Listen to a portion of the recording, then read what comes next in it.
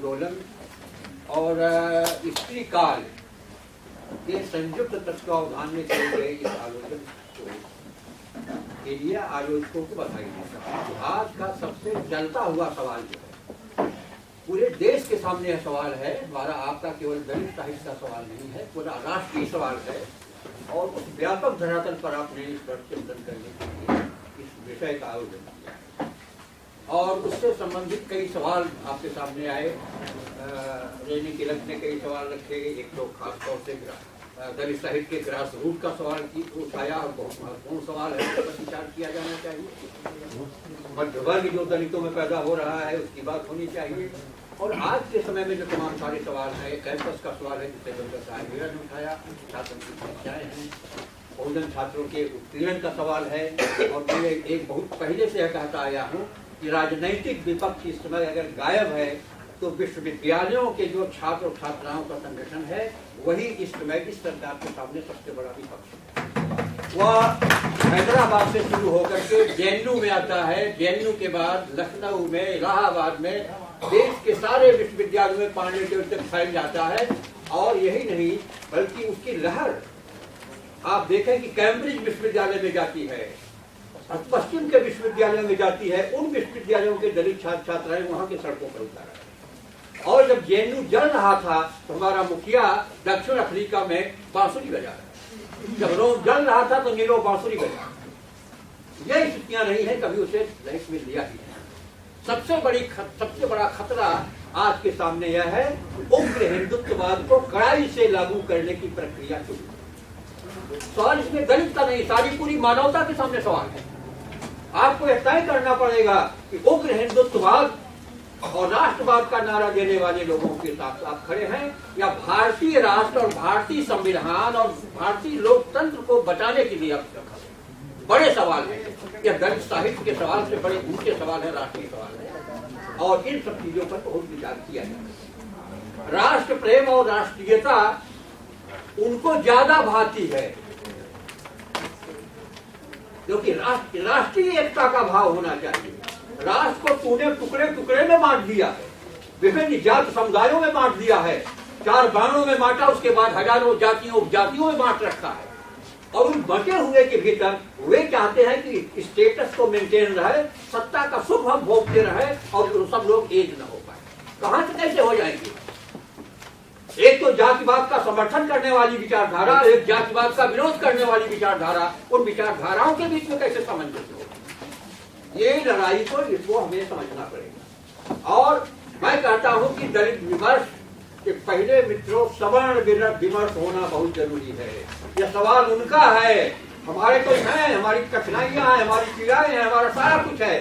सवर्ण इसको किस दृष्टि से देख रहा है? जब तक उनकी मानसिकता में बदलाव नहीं होगा, स्त्री विमर्श के पहले पुरुष विमर्श होना बहुत जरूरी है, तभी स्त्री विमर्श की सफलता हमारे यहाँ होगी। जब तक उनकी सामंती मानसिकता में बदलाव नहीं होगा तब तक वह स्त्री को केवल एक शरीर मानते रहेंगे। और जब होगा आए दिन बलात्कार और हत्या की घटनाएं होती रहेगी।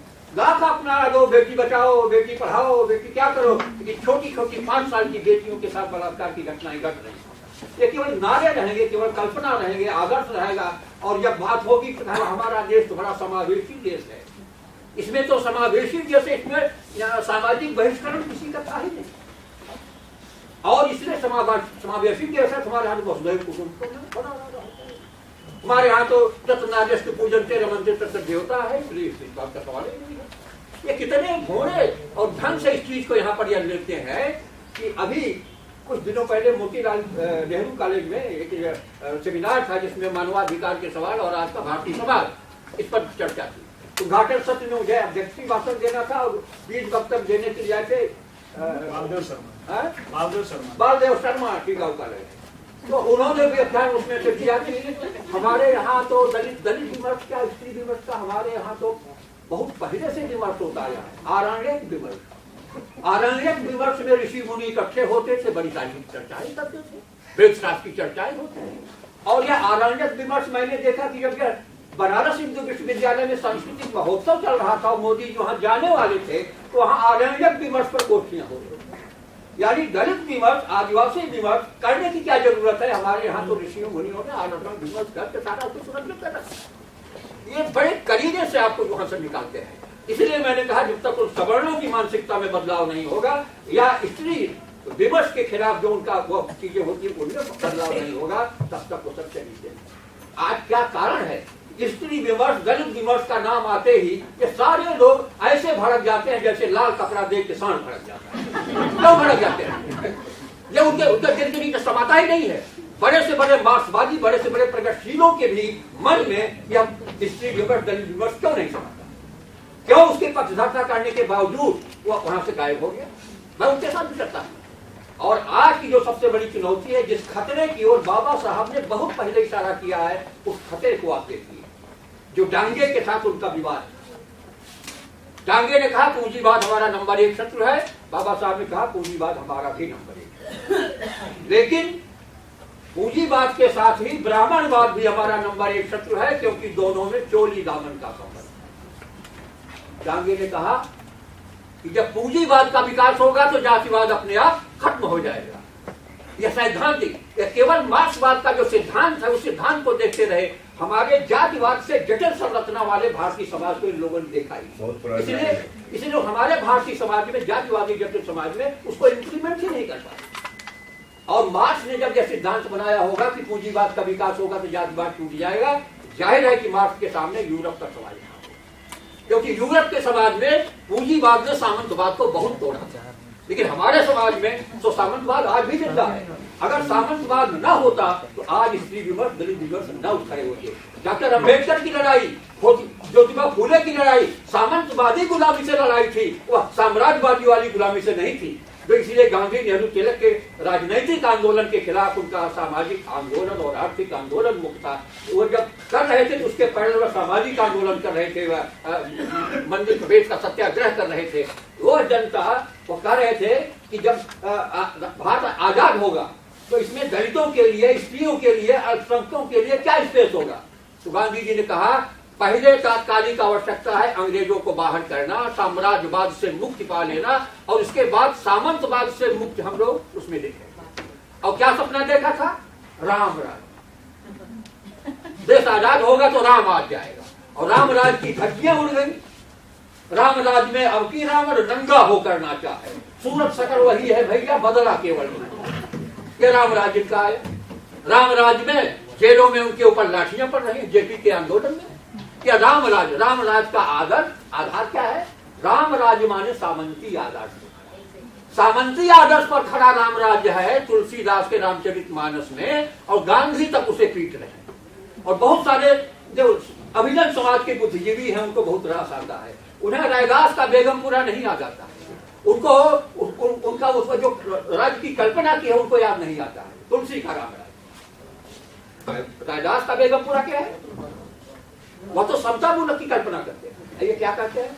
भाई देखो, कबीर, रैदास संत कवि जो थे पढ़े लिखे नहीं थे, बातें तो बड़ी अच्छी करते हैं, मानवतावाद की बातें करते हैं, मानव एक समान की बातें करते हैं, तो बातें तो अच्छी करते हैं, लेकिन पढ़े लिखे न होने के नाते उनके पास कोई उसका मॉडल नहीं है समाज को बदलने का।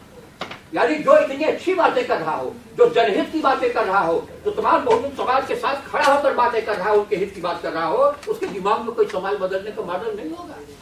अगर रैदास ऐसा कहते हैं, ऐसा चाहूं राज में जहां मिले सबन को अन्न, ऐसा चाहूं राज में जहां मिले सबन को अन्न, छोट बड़े सब सम बसे, रैदास रहे बसन। ये मॉडल नहीं है, ये समतामूलक मॉडल नहीं है, ये समाजवादी मॉडल है, जो कहीं कहीं से अंबेडकर के किसान मजदूर राज या मार्क्सवाद का जो किसान मजदूर राज की कल्पना उनके यहाँ है, यह मॉडल कहीं उसकी ओर इशारा करता है। सबको अन्न मिले, छोट बड़े सब सम बसे माने सामाजिक मुक्ति, और जब को खाने को सबको मिले, पेट सबसे बड़ी समस्या भूख की है, उसका भी कार्यक्रम हो जाए कि आर्थिक मुक्ति का सवाल है।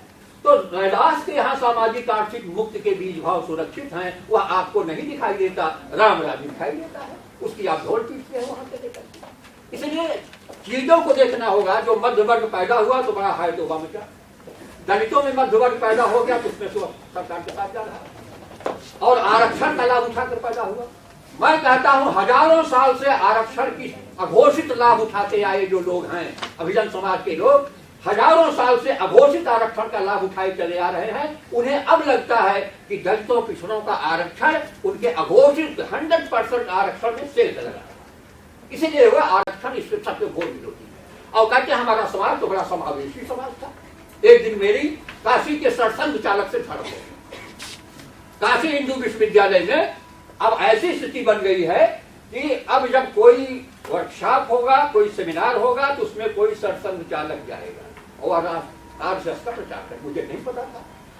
सोशल साइंस सामाजिक विज्ञान विभाग में एक विभाग है सोशल इंक्लूजन और सोशल एक्सक्लूजन, सामाजिक बहिष्करण और सामाजिक समावेश। तो उसमें एक अमरनाथ पासवान है, उन्होंने सामाजिक बहिष्करण और दलित स्टडी के ऊपर एक शोध का कार्यशाला 15 दिन की चलाई थी, जिसमें सारे लोग गए। उसमें कुलपति नहीं आ पाए, नहीं आने दिया, नहीं बुलाया गया।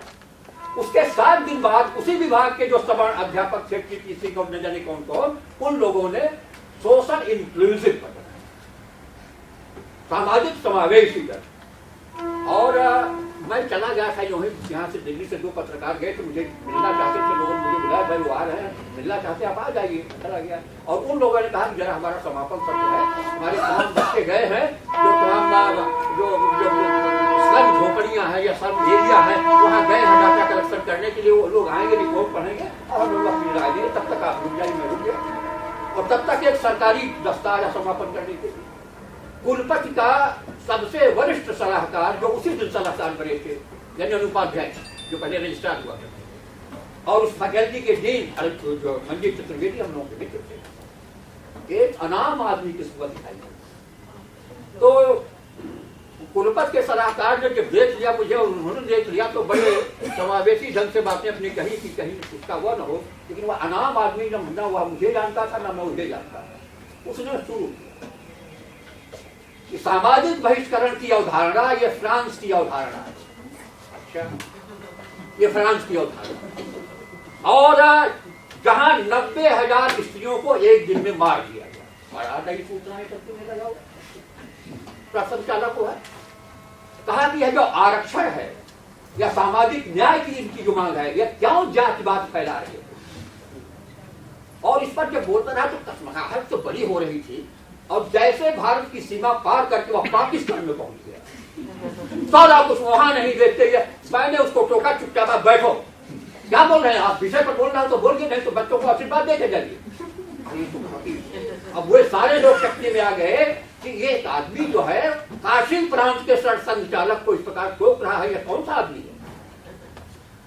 और दूसरी बार भी टोका, तीसरी बार मैंने टोक के उनको बैठा।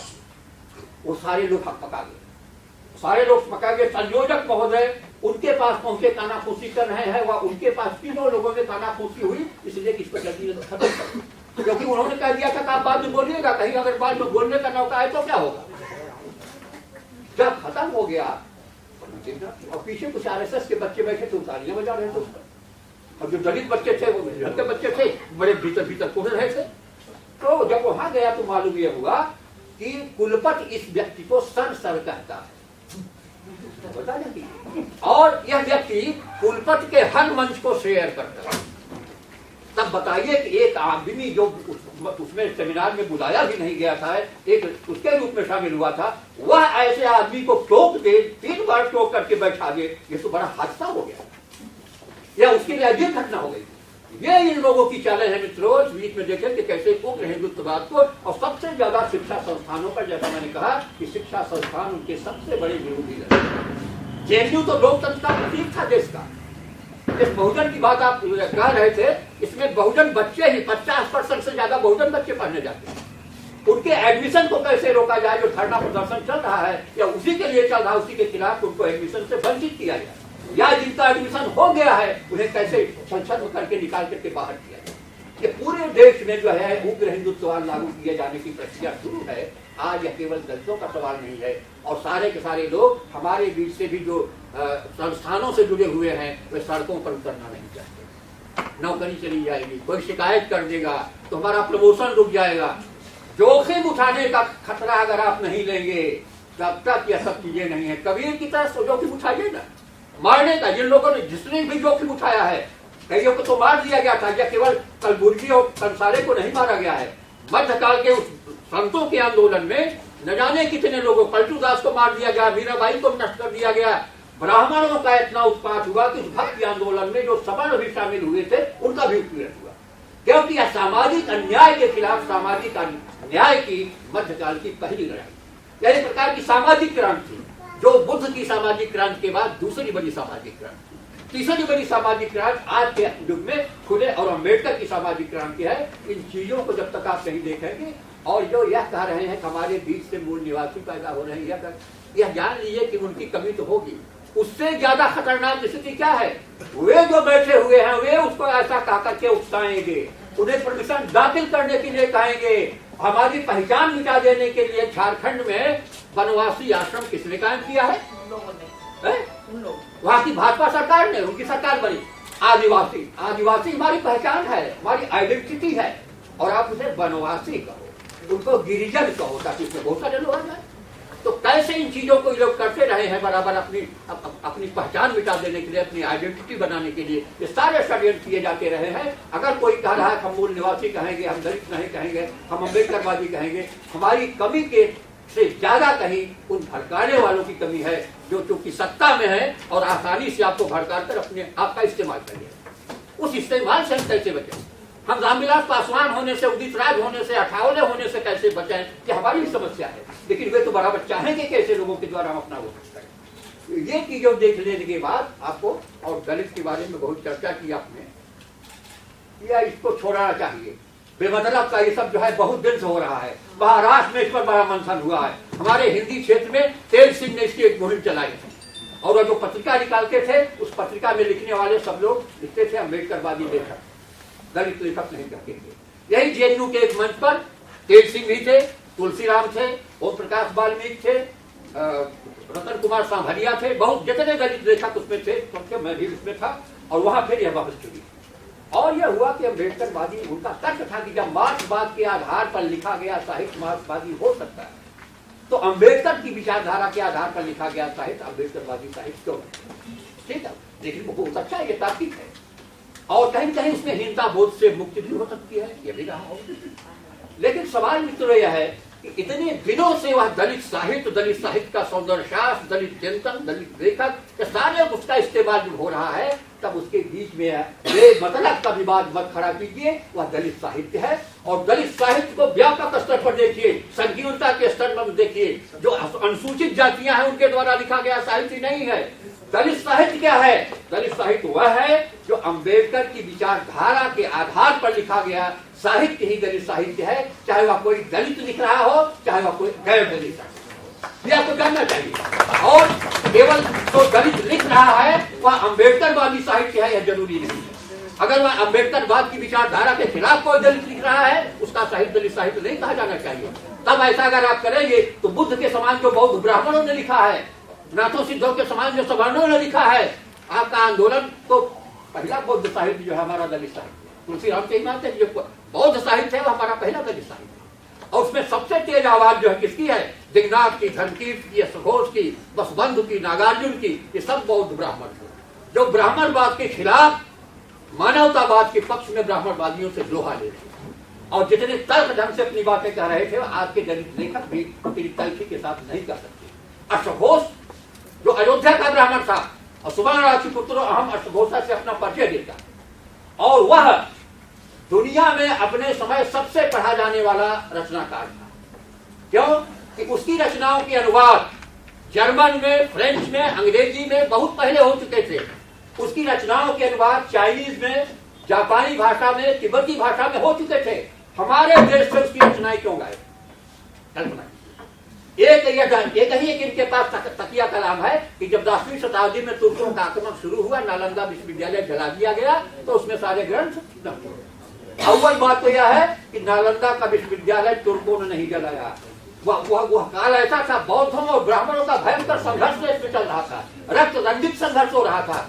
नालंदा का विश्वविद्यालय जलाने के युग में निश्चित रूप से उस समय के ब्राह्मणों का हाथ रहा है। और चाहे किसी मुस्लिम आक्रांता मंदिर तोड़ता था जो उसका प्रतीक होता था, मस्जिद तोड़ेगा हिंदू आक्रांता राजा होगा, वह किसी पुस्तकालय को जलाने की बातें नहीं करता है। और अगर जला ही दिया गया तो अपने समय इतना बड़ा पढ़ा जाने वाला रचनाकार, उसकी रचनाएं गाँव घरों में नहीं होगी, इतना नहीं पढ़ा जाता। ये कैसे ये जो है राधा कृष्णन जो हिंदू व्यू ऑफ लाइफ लिख रहे हैं तो बड़े फेर पड़े हैं। क्या किया गया, कहां गया है सब? इतना भौतिकवादी दर्शन यानी वैज्ञानिक चिंतन से लैस जो हमारा फिलॉसफी है वह इन लोगों को द्वारा दी गई है, बौद्धों के द्वारा दी गई। वो दर्शन वेदांतियों जो भाववाद पर आधारित है। भाववाद माने आप कहेंगे ईश्वर ने सारे सृष्टि को बनाया, सबका जन्म किया है। अब अगर आप तर्क करके पूछ लिए तो भाई ईश्वर ने किसने बनाया, ये तो तर्क आप कर रहे हो, ईश्वर को कैसे बनाया? यानी तर्क आप नहीं कर सकते, वैज्ञानिक सवाल नहीं पूछ सकते, केवल भाववाद में बहते रहिए, विश्वास करते रहिए। उनके जो धर्म ग्रंथों ने स्त्रियों और दलितों शूद्रों के खिलाफ जो परोसा है उसको जो कहते मानते रहिए। यही परंपरा है, यही उनकी संस्कृति है। और आज उसी को फिर से रखने के लिए आपके सामने आमादा है। आज ये मनुवादी बाबा साहब ने मनुस्मृति को क्यों जलाया था? ये सिंबल था, केवल एक प्रतीक था कि जो धार्मिक वर्चस्ववाद है, जो बहुजन समाज 3/4 आबादी वाली जनता के खिलाफ लिखा गया है, उसको हमें नष्ट कर देना चाहिए। हम लोगों ने बहुत पहले एक बार सवाल एक बड़ी गोष्ठी की थी और उस पर यह किया गया था कि जला डालो दुनिया की उन पुस्तकों को जो हमें मनुष्य बनना से रोकती हैं, मनुष्य बनना नहीं सिखाती हैं, मनुष्य और मनुष्य में भेद करती हैं। ऐसी पुस्तकों को जला डालो दुनिया में कहीं भी। तो ये बड़े सवाल रहे, उसमें से लगते रहे हैं। और आज आप देख लीजिए कि जिस मनुस्मृति काल में कहते ब्राह्मण लोग कि हमारे ब्राह्मण का स्वर्ण काल है, मनुस्मृति लिखी उनका तो स्वर्ण काल है, लेकिन हमारा तो मरण काल है, हमारा तो मरण काल है। हम क्यों उसको स्वर्ण काल कहेंगे? तो उसमें ऐलान किया था बाकायदा कि एक बौद्ध भिक्षु का सिर काट कर लाओ तो इतनी असरथियां इनाम पाओ। हजारों की संख्या में बौद्ध भिक्षुओं का कत्लेआम किया गया, हजारों की संख्या, और रातों रात बौद्ध मठों को उजाड़ करके सौर्य मठों में तब्दील कर दिया गया। यह बौद्धों और ब्राह्मण के संघर्ष का बड़ा ही क्रूर काल था वहां जब इस ढंग से किया गया। यह जो हत्या करने का संघर्ष शुरू हुआ तब मैं देखता हूं कि जब जेएनयू में कन्हैया के लिए कहा गया जो लोग कन्हैया की जीभ काट कर लाए वे 5 लाख पाओ, कन्हैया का सिर काट कर लाओ तो 11 लाख पाओ। क्या यह मनुस्मृति में जो सेनापति पुष्पमित्र का फरमान था उससे कोई भिन्न था क्या? या मनुस्मृति के आधारों पर भिन्न था क्या?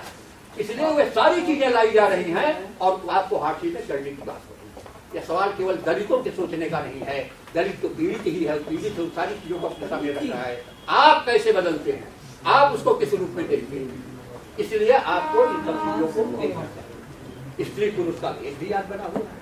और जहां तक जातिवाद का सवाल है मित्रों, जातिवाद का विरोध करने वाले जन समुदाय में भी वह जातिवाद भरा पड़ा है।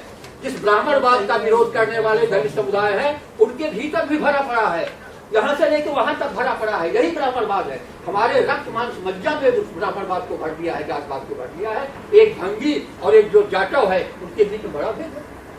वह उनका छुआ नहीं खाएगा, रोटी बेटी का संबंध नहीं बनाएगा, तो ब्राह्मणवाद गसे हुए है।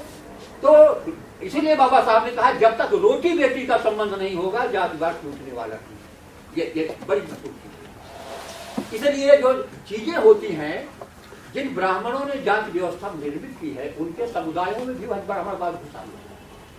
उपाध्याय सबसे श्रेष्ठ, शुक्ला सबसे श्रेष्ठ या तिवारी सबसे श्रेष्ठ। अब तिवारियों में भी जैसे बजरंग बिहारी तिवारी है, कहाँ के हैं तो मैं नहीं जानता, लेकिन हमारे यहाँ होता है कि धतुरा के तिवारी, और भी तिवारी है। हाँ, तो धतुरा के तिवारी हमारे क्षेत्र में भाई धतुरा की तिवारी है।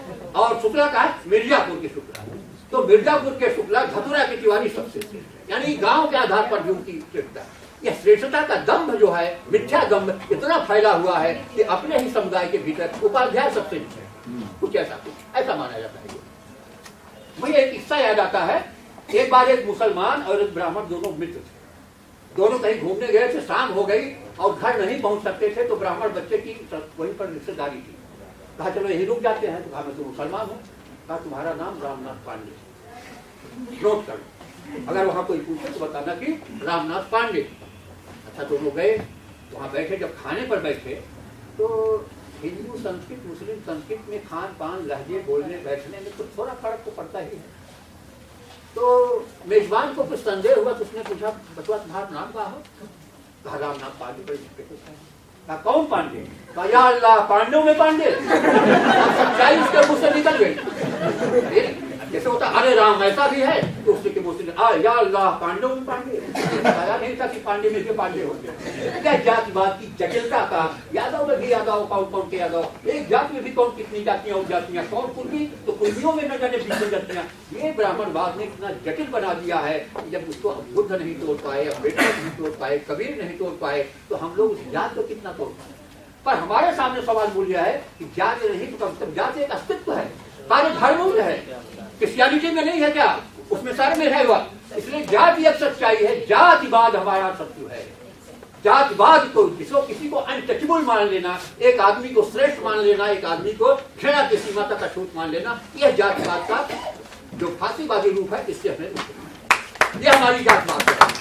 और समस्या यह है कि हमारे आंदोलन जातिवाद की इसी लड़ाई को लड़ रहे हैं, तो हमेशा से जातिवाद बनाने वाले और घोर जातिवादी हैं, तो आपको जातिवादी चाहिए। यह मुलायम के नाते फैल गया है या मायावती के नाते फैल गया है, ये वे लोग बोलेंगे जो जातिवाद का नंगा नाच कर रहे हैं। जातिवाद के आधार पर टिकट बांटना इन लोगों ने शुरू किया, और जब उसकी लड़ाई लड़ने वाले ये लोग हैं जिनको कहेंगे जातिवाद। अपने को नहीं देखेंगे। किस विद्यालय में जब होता है तो उसमें जो 85 पद खाली है तो 80 पद ब्राह्मणों से भरे जाते हैं। और तो किस सारे विश्वविद्यालयों को देख लीजिए, उनका गणित हमारे सामने है, लेकिन जब उत्तर प्रदेश में कहीं एक होता है और उसमें 7, 8, 10 यादव दिखाई पड़े, अरे उत्तर प्रदेश में सब यादव को भरा जाता, उनको वह दिखाई पड़ता है, लेकिन वह नहीं दिखाई पड़ता।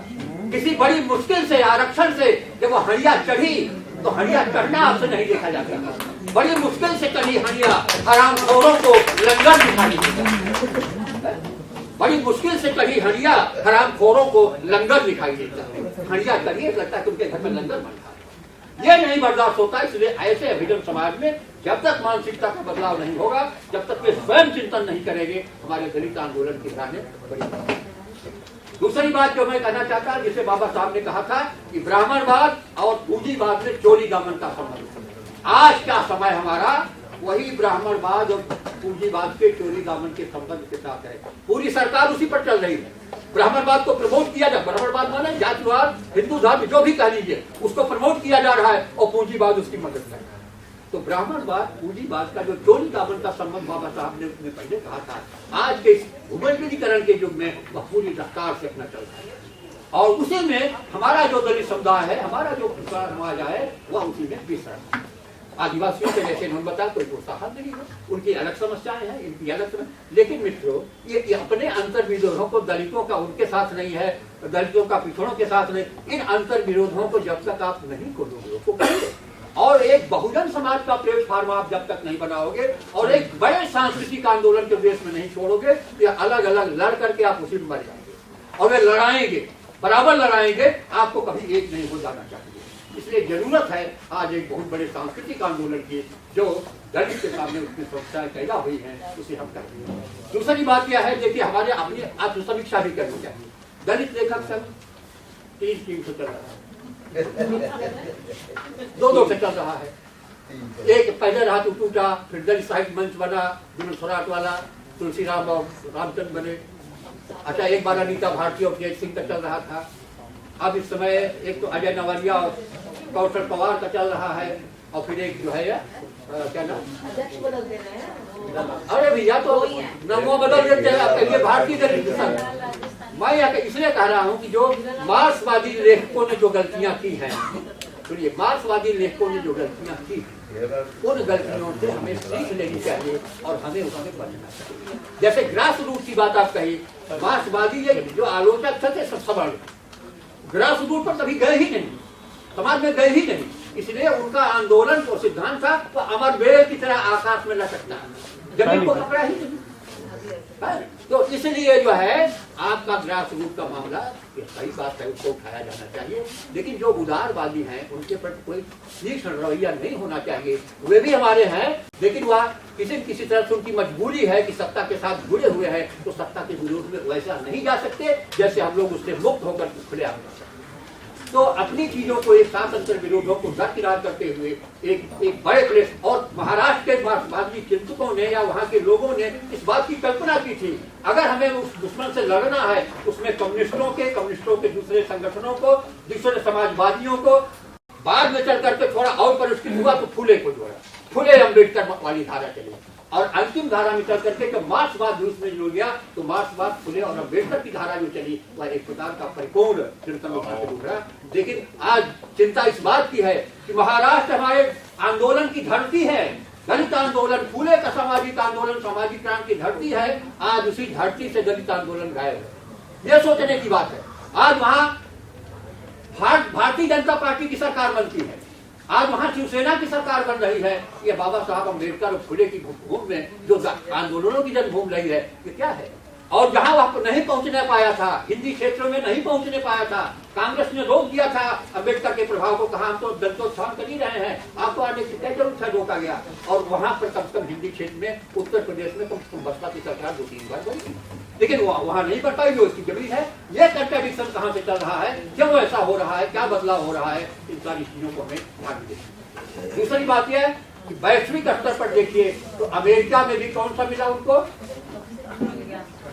जो राष्ट्रपति मिला। तो हमारे यहाँ देशभक्तों ने यज्ञ किया, हमारे यहाँ देशभक्तों ने यज्ञ किया कि भारत की तरह अमेरिका में। लेकिन जब उसने भारतवासियों का वीसा कम कर दिया या कर दिया तो समझते मुसलमानों के खिलाफ कर रहा है। जो रेशनल फाइट करता है, नस्ल की लड़ाई लड़ता है, वो हिंदू मुसलमान का भेद नहीं देखेगा कि आप हिंदू हो मुसलमान हो, वो सबके कत्लेआम करेगा। अब तो ताली बजाना बंद करो। और दूसरी बात यह है कि राष्ट्र के लिए सबसे राष्ट्रभक्त देशभक्त, ये बताइए कि आजादी की लड़ाई में इनकी क्या भूमिका थी? रत्ती भर भी भूमिका नहीं थी। ये भारत विभाजन का साथ दे रहे थे या अंग्रेजों का साथ, विभाजन पाकिस्तान बन जाए क्या इसके समर्थक थे, क्योंकि ये मानते थे कि अगर पाकिस्तान बना तो सारे मुसलमान चले जाएंगे, हमारा हिंदू राष्ट्र रह जाएगा।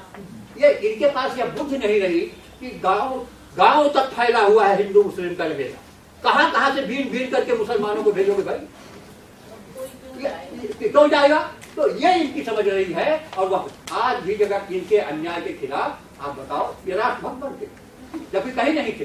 गांधी नेहरू तिलक जो आजादी की लड़ाई लड़े, फाइटर्स ऑफ फ्रीडम रहे, उनके अनुयायी इनके लिए देशद्रोही। वे साहित्यकार हैं तो कहेंगे तो कांग्रेस के कैडर, वे साहित्यिक पुरस्कार डरा रहे, समतावादी समाजवादी कैडर कहेंगे तो कम्युनिस्टों के कैडर। तुम्हारे पास केवल कैडर है, तुम्हारे पास न साहित्यकार है, न लेखक है, न बुद्धिजीवी है, केवल कैडर है। इसलिए तुम केवल कैडर की भाषा जानते हो। और जो दोगली राजनीति से देश हमारा चल था, यह आदमी जब बाहर जाता है तो बुद्ध का नाम लेता है, कबीर का नाम, कबीर का भी, गांधी का नाम लेता है, अम्बेडकर का नाम लेता है। क्यों? मोहन भागवत का नाम अपने संचालक गुरु गोलवालकर का नाम, क्योंकि दुनिया गांधी, अम्बेडकर, बुद्ध को ही जानती है। दुनिया भारत को अगर जानती है तो एक सेक्युलर कंट्री के रूप में जानती है, और सेक्युलर कंट्री के निर्माण करने के लिए बुद्ध, अम्बेडकर, गांधी, नेहरू तक भी है। आप भले हमारे अंदर ये लोग याद जाते हैं और आप वहां मान नहीं सकते। तो विदेशों में अपनी पहचान बनाने के लिए एक बार तो गुजरात के मुख्यमंत्री थे, इनको वीसा ही नहीं मिलता था, आतंकी माने जाते थे, नरसंहार कराया था। और वे भी जानते हैं कि जो गुरु गोलवलकर है, यह सब आतंकवाद का फैलाना है, समाज को बांटने वाले लोग हैं। दुनिया उनको कैसे तो नाम उनका लोगे। लंदन में गए तो गांधी जी की प्रतिमा पर फूल माला चढ़ा, बड़े ऐसे झूठे गांधी जी की। और यहाँ आने के बाद गांधी जी के हत्यारे नाथूराम गोडसे की प्रतिमा पर जाकर फूल माला, कौन सी भाषा? दोगली राजनीति। गांधी जी का सम्मान करो और उनके हत्यारे का भी सम्मान करो, यह दोगली राजनीति। ये उस पर चल रहा है, नाटक कर रहा है। इतना मरारी और नाटकी प्रधानमंत्री देश को पहली बार मिला है, बातें करता। जब वह तो गोरक्षकों ने दलितों की हत्याएं करनी शुरू की तो कहा भाई वो तो नकली गोरक्षक। अरे तुम्हारी थैली के हैं तो थोड़ा वो नकली है कि असली है वो तो तुम ही जानोगे ना, तो कर सकते हैं। तो जो नकली है उनको पहचानो। फिर क्या, एक शब्द नहीं उसके मुंह से निकला। जब साहित्यकारों ने पुरस्कार लौटाए, फिर भी दुनिया के लोगों ने अपने लौटाए, सारे लोगों ने लौटाए, बड़ा प्रतिरोध जब मचा, एक शब्द भी इसने निंदा प्रस्ताव नहीं दिया। तमाम लोगों की हत्याएं हुई पर सारे की एक शब्द भी नहीं। जब गुजरात का दलित आंदोलन शुरू हुआ और गुजरात पर जब संकट आ गया तो पहली बार इन्होंने कदम उठाया, वहां के मुख्यमंत्री को बड़ा कदम उठाया। और मुख्यमंत्री के बदल देने के बाद भी गुजरात का दलित आंदोलन जब शांत नहीं हुआ, उन्नाव में कितने लाखों की भीड़ जब खड़ी हो गई, और तब इन्होंने कहा कि भाई गोरक्षकों, तुम लोग दलितों को मत मारो, मेरी छाती पर गोली मारो। यानी अगर तुम सचमुच में उनके न्याय करना चाहते हो तो तुम्हारी छाती पर गोली क्यों मारने आएगा? मारेगा भाई, मारना होगा तो गोरक्षक को मारेगा। और तुम्हारा कर्तव्य बनता है कि अगर तुम मानते हो कि उन्होंने गलत हत्या की है तो गोरक्षकों को सलाखों के पीछे डालो, उनको दंडित करो, या तुम्हारा न्याय बनता है। या कौन सी बात हुई हमारे ऊपर गोली मारो? कोई के मारने जाके जानता है कोई नहीं मारेगा। ऐसे जुमले खाली पीटता है आदमी। ऐसे देश से मित्रों हम आज बड़े संकट के दौर से जा रहे हैं। एक तरफ उग्र हिंदुत्ववाद को कड़ाई से लागू करने की प्रक्रिया है और दूसरी ओर हमारे सामने भारतीय संविधान को बचाने की प्रक्रिया है, लोकतंत्र को बचाने की प्रक्रिया है और भारतीय राष्ट्र की जो समतामूलक अवधारणा है उसको बचाने की लड़ाई है। इस लड़ाई में आपको तय करना है आप किस ओर खड़े हैं, इस ओर या उस ओर। इसलिए ये सारी चीजें बहुत महत्वपूर्ण है। और मेरे ख्याल से ज्यादा समय हो रहा है। स्त्री विमर्श की जो बात आपने कही आप लोगों ने, स्त्री की संघर्ष में दलित आंदोलन संगठित है, उसका एक केंद्रीय मंच है। नारीवादी आंदोलन का कोई केंद्रीय मंच है, इसलिए वह असंगठित भी है और उस प्रकार से सुव्यवस्थित भी है। लेकिन नारीवादी आंदोलन का मुद्दा दलित मुद्दा से कहीं ज्यादा व्यापक है, क्योंकि उसमें समान समाज की नारी भी शामिल है। क्योंकि शिक्षा के मौलिक अधिकार से केवल दलित स्त्रियां नहीं, समान समाज की स्त्रियां भी शिक्षा के मौलिक अधिकार से वंचित की गई थी। शिक्षा का अधिकार किसे था? शिक्षा क्या थी? वैदिक शिक्षा। सूद उसे नहीं पढ़ सकते, उनके मुंह में आए तो शिक्षा खिला के डाल दिया जाएगा। तो जो वर्तमान स्त्रियां थी उनके लिए भी क्यों? वेद तभी पढ़ सकते हैं जब आपका उपनयन संस्कारात द्विज, संस्कार होने के बाद जो दूसरा जन्म होता है तब वेद पढ़ने के अधिकारी। तो ब्राह्मणी का छत्राणी का तो उपनयन संस्कार होता नहीं, इसलिए वे वेद पढ़ने के अधिकारी नहीं। कबीर वगैरह ने सवाल उसने उठाया। इन्हीं के धर्म ग्रंथों में एक श्लोक है कि जन्मना जायते शूद्र संस्कारात् द्विज उच्यते। जन्म से जन्मना तो सभी शूद्र पैदा होते हैं, संस्कार से श्रेष्ठ बनते हैं। संस्कार माने उपनयन संस्कार से श्रेष्ठ बनते हैं। तो उसी पर सवाल ने कहा कि पहिर जनेऊ जो बाभन होना श्रेष्ठ होना, तो मेहरी क्या पहिराया? वह तो जन्म जन्म की शूद्र, वह पर से क्यों खाया? समय हो जाएगा। हाँ, तो इस तरह का है। इसको बहुत बारीकी के साथ हमें देखना पड़ेगा। जितना हम दलितों बहुजन लोगों को देखा जाएगा उससे कहीं ज्यादा जब तक उनकी मानसिकता में बदलाव नहीं होगा सफलता। और क्या विडंबना है कि देश की 3/4 आबादी हाशिए की आबादी और 1/4 से कम आबादी मुख्य धारा बनी हुई है। क्यों बनी हुई है? क्योंकि आर्थिक संसाधनों से, शिक्षा के संसाधनों से, राजनैतिक संसाधनों से उन्हें एकदम वंचित करके, अधिकार से वंचित करके हाशिए पर ढके और 1/4 के लोग मुख्य धारा बने। इस लड़ाई को समझिए, उनकी चालों को समझिए, कैसे वे हमें लड़ाएंगे भिड़ाएंगे। और कहते हैं कि अंग्रेजों की नीति है कि फूट डालो शासन करो। मैंने कहा सूत्रा अंग्रेज यहीं से सीख गए, फूट डालो और राज्य करो की नीति यहीं से सीख गए। जिस दिन वर्ण व्यवस्था बनी, जाति व्यवस्था में बांटा गया, उसी दिन से हो गया कि फूट डालो और शासन। हजारों साल से लोग शासन हमारे ऊपर करते, एक दूसरी जातियों से, एक दूसरे धर्मों से चुनाव लड़ाते चले आ रहे हैं। अब कहते हैं अंग्रेजों की नीति है। तो अपने दोस्त बाप को दूसरों के मत से मरना बंद कीजिए, उसको स्वीकारिए, मन में भीतर आइए, तभी बातें हो सकती है। धन्यवाद।